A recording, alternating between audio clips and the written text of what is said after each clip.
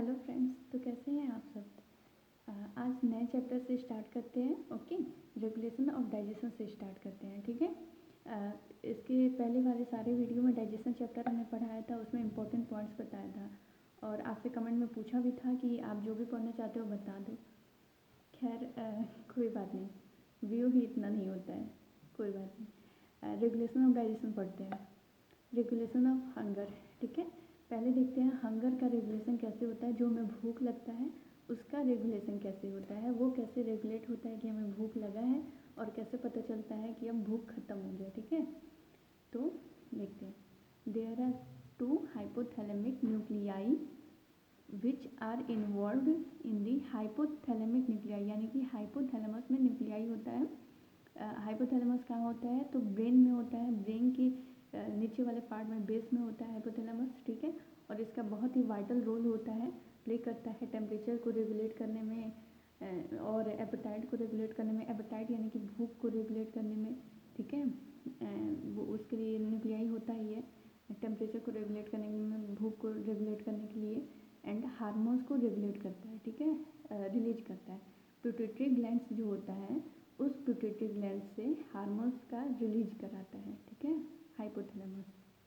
तो 2 hypothalamic nuclei होता है which are involved in the regulation of hunger, जो हंगर के रेगुलेशन में, हंगर को रेगुलेट करने में इन्वॉल्व होता है। ठीक है, this 2 nuclei are respectively known as feeding or hunger centre and feeding or hunger, ये एक ही है हंगर। ठीक है, feeding or hunger and satisfy center. ठीक है, अब रिस्पेक्टिवली जो दिया है ये इसलिए दिया है रिस्पेक्टिवली, यानी कि पहला 2 जो न्यूक्लियाई है उसमें रिस्पेक्टिवली दिया है कि पहले जो दिया होगा वो पहले के लिए होगा और दूसरा जो दिया होगा वो दूसरे नंबर के लिए होगा। ठीक है, तो पहले नंबर पे फीडिंग आर हंगर सेंटर है एंड दूसरे नंबर पे सैटिस्फाई सेंटर है। ठीक है, feeding centre is located in the ventrolateral position of the hypothalamus, hypothalamus के वेंट्रोलेटरल पोजीशन पे लोकेटेड होता है फीडिंग सेंटर। वेंट्रल यानी कि आगे, डॉर्सल भी एक होता है, डॉर्सल मीन्स पीछे एंड लेटरल मीन्स साइड में। ठीक है, तो ये वेंट्रोलेटरल पोजीशन पे होता है, यानी कि आगे और साइड। ठीक है, आगे की ओर साइड में लोकेटेड होता है फीडिंग सेंटर। ठीक है, but satisfy centre is located in the ventromedial position, ये वेंट्रो आगे की ओर मिड में प्रेजेंट होता है। ठीक है, वेंट्रोमीडियल पोजीशन में होता है ऑफ दी हाइपोथैलेमस, हाइपोथैलेमस के वेंट्रोमीडियल पोजीशन में होता है। ठीक है, satisfy centre and feeding centre कहाँ होता है, वेंट्रोलेटरल पोजीशन में होता है। Feeding centre is acceleratory in nature. ठीक है, एसिलरेट करता है feeding centre because it accelerates the feeding को एसिलरेट्स करता है।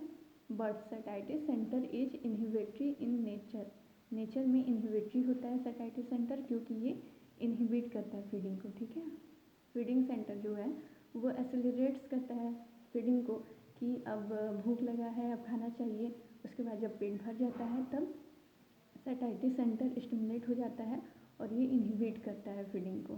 ठीक है, the hypothalamic theory of food intake suggest that we eat in response the activity of the hunger center, hunger centre के एक्टिविटी के रिस्पॉन्स में हम खाना खाते हैं। ठीक है, जब हंगर सेंटर रिस्पॉन्स करता है तब हम खाना खाते हैं। when we eat sufficiently, जब हम पर्याप्त खाना खा लेते हैं, the satiety center becomes active, जब सफिशिएंटली खा लेते हैं तब सैटिस्फाई सेंटर एक्टिव हो जाता है और वो फीडिंग सेंटर के यानी कि हंगर सेंटर के एक्टिविटी को इनहिबिट करता है। एंड दिस यानी कि satisfy centre inhibit the activity of hunger center, जब हम खाना खा लेते हैं सफिशिएंटली तब सैटिस्फाई सेंटर स्टिमुलेट हो जाता है एंड हंगर सेंटर की एक्टिविटी को इनहिबिट कर लेता है। ठीक है, इसीलिए सैटिस्फाई सेंटर इनहिबिटरी होता है।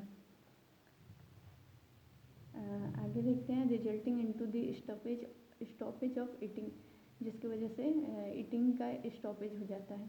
The scientist observe that the blood blood glucose is the critical agent और factor that stimulate the ditch to centre. इस दो सेंटर को जो स्टिमुलेट करता है ब्लड ग्लूकोज, ठीक है। ब्लड ग्लूकोज वो फैक्टर है जो ये दो सेंटर को स्टिमुलेट करता है। दो सेंटर यानी कि फीडिंग और hunger centre and satisfactory centre, इन दोनों सेंटर को स्टिमुलेट करता है ब्लड ग्लूकोज, ठीक है।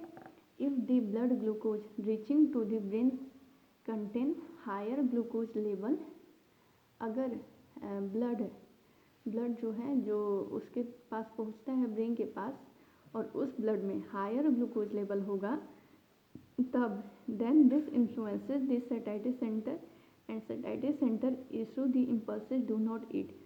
अगर जो ब्लड जो है ब्रेन के पास पहुंचेगा और उस ब्लड में हायर ब्लड ग्लूकोज लेवल होगा, तब वो सैटिस्फैक्टरी सेंटर को इन्फ्लुएंस करेगा और सैटिस्फैक्टरी सेंटर जो है वो इम्पल्सेस सेंड करेगा कि अब खाना नहीं खाना चाहिए क्योंकि ग्लूकोज का लेवल पर्याप्त है ब्लड में, ठीक है।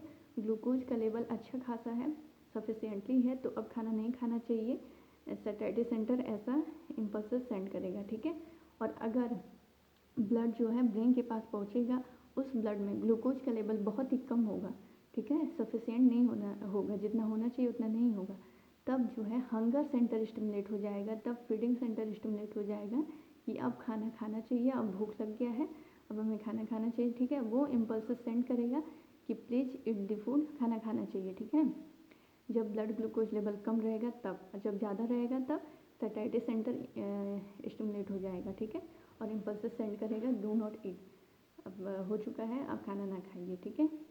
Factors affecting regulation of hunger. अब देखते हैं कि कौन कौन से फैक्टर अफेक्ट करते हैं हंगर के रेगुलेशन में।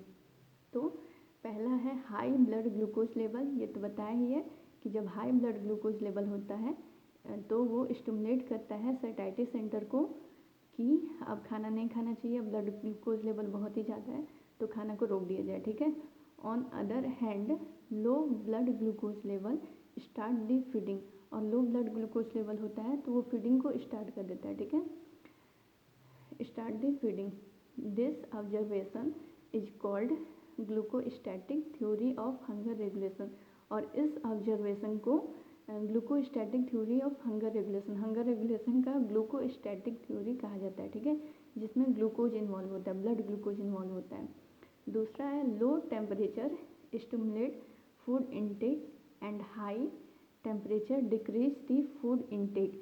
लो टेम्परेचर, जब बहुत ही टेम्परेचर लो होता है या फिर विंटर सीजन में होता है तो फूड इनटेक ज़्यादा होने लगता है, ठीक है, और जब टेम्परेचर कम हो जाता है समर के टाइम में तो सॉरी उल्टा बोला मैंने, लो टेम्परेचर जब रहता है विंटर के टाइम में, सही तो बोला, तो फूड इनटेक जो है स्टिमुलेट हो जाता है, एंड हाई टेम्परेचर जब समर के टाइम में रहता है तब डिक्रीज हो जाता है फूड इनटेक, ठीक है। हाई टेम्परेचर समर के टाइम में या फिर फीवर के टाइम में दिया भी है। Due to this reason we eat less food during fever and summer.